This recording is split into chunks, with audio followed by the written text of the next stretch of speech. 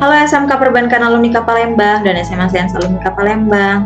Udah lama nih kita nggak jumpa untuk bahas soal-soal yang ada di ekonomi nanti yang akan ada di tipe-tipe soal yang ada di ujian mandiri. Nah, yuk kita bahas soalnya, kita latihan dulu nih. Nah, apabila dua barang memiliki hubungan substitusi maka, kalau ada soal seperti ini, kita lihat dulu kuncinya yaitu hubungan substitusi. Kan barang dalam ekonomi itu ada dua nih, ada yang substitusi sama ada yang komplementer. Kalau substitusi itu dia bisa saling menggantikan satu sama lain. Kalau komplementer dia saling melengkapi. Nah, kalau yang substitusi itu berarti contohnya nih misalnya Liza itu nggak suka makan nasi. Nah, barang substitusinya apa? Ya berarti yang bisa menggantikan si nasi ini tadi. Contohnya itu misalnya ialah roti. Nah, jadi roti itu merupakan substitusi dari si nasi. Kalau substitusi itu barang pengganti, kalau yang komplementer itu dianya ialah barang pelengkap. Nah, barang pelengkap itu contohnya nih misalnya spidol. Spidol itu kan dia berfungsi untuk menulis. Nah, ketika dia tidak ada isinya, ketika dia tidak dilengkapi dengan tinta, dia tidak bisa melakukan fungsinya, dia tidak bisa menulis di papan tulis atau dia tidak bisa digunakan oleh si pengguna. Jadi harus saling melengkapi. Itu bedanya untuk substitusi sama komplementer. Nah, yang ditanyakan di sini itu kalau misalnya ada dua barang yang memiliki hubungan substitusi, maka apa yang akan terjadi? Maka kalau misal jawaban kita milih yang B, itu jika terjadi kenaikan harga pada satu barang, kuantitas permintaan para barang substitusi akan turun. Itu dia tidak tepat. Kenapa dia tidak tepat sih? Karena kalau misalnya barang yang aslinya itu dianya naik harganya, pasti barang substitusi itu akan ikut naik juga. Kenapa ikut naik? Karena para konsumen itu akan membeli barang pengganti dibandingkan dengan barang yang aslinya. Bisa jadi barang pengganti itu harganya jauh lebih murah.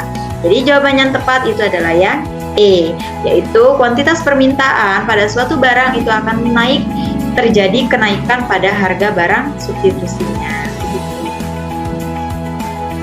Oke, lanjut. Yang kedua, jika pemerintah memberikan subsidi kepada petani karet, maka tingkat harga keseimbangan dan kuantitas karet baru akan. Nah, yang ditanyakan di sini kuantitas. Nah, kalau dalam ekonomi itu, kuantitas itu ialah quantity, jumlah produknya. Dan biasanya kuantitas ini dilambangkan dengan huruf Q atau dengan huruf Q.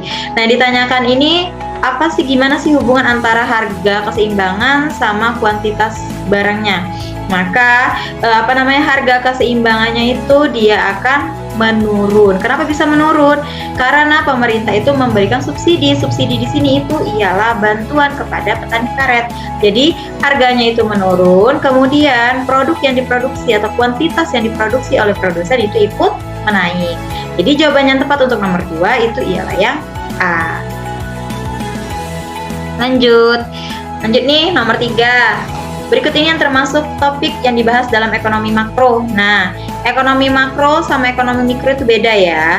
Jadi kalau ekonomi makro itu ruang lingkupnya lebih meluas, lebih banyak, dan biasanya itu secara nasional. Sedangkan kalau ekonomi mikro dia itu ruang lingkupnya lebih kecil, biasanya itu di daerah. Nah, kalau yang secara nasional, kalau inflasinya apa ya? Inflasi itu ialah kenaikan harga yang dimana dia tuh kenaikan harganya berlangsung lama. Nah, kemudian kalau terjadi inflasi, maka apa yang akan terjadi? Maka masyarakat tidak bisa memenuhi kebutuhannya. Contohnya nih, misalnya pada saat waktu itu kondisi minyak yang dia tuh langka, nah itu merupakan inflasi dan harganya ikut meningkat, ikut naik karena langka. Jadi inflasi ini merupakan pembahasan dalam ekonomi makro. Kalau yang kedua, pertumbuhan ekonomi, udah pasti pertumbuhan ekonomi ini masuk di bahasan ekonomi makro karena dia mencakup secara nasional. Ruang lingkupnya juga lengkap, ruang lingkupnya juga besar. Kemudian kalau yang pendapatan nasional, nah pendapatan nasional itu juga udah ada kata-kata nasional, itu ialah ekonomi makro. 1, 2, dan 3 itu benar. Kita lihat nih jawaban nomor 4, produsen beras. Kalau hanya produsen beras aja, dia bukan termasuk ekonomi makro, dia akan masuk di ekonomi mikro. Dia akan masuk di ekonomi yang kecil. Kalau yang produsen beras itu berarti dianya hanya di daerah aja. Tapi beda konteksnya kalau misalnya untuk produsen beras secara nasional. Nah, itu baru masuk untuk ekonomi.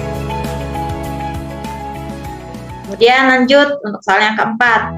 Pendapatannya masih harus diterima atas jasa yang diberikan tapi belum tercatat. Nah, kalau dia udah memberikan jasa tapi belum tercatat, itu namanya adalah piutang. Kalau piutang dalam ekonomi itu biasanya dianya posisinya harus di sisi debit.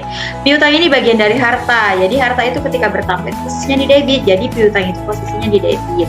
Kalau untuk nomor 3, pilihan nomor 3 itu dia tidak tepat karena piutangnya berposisi di sebelah kredit.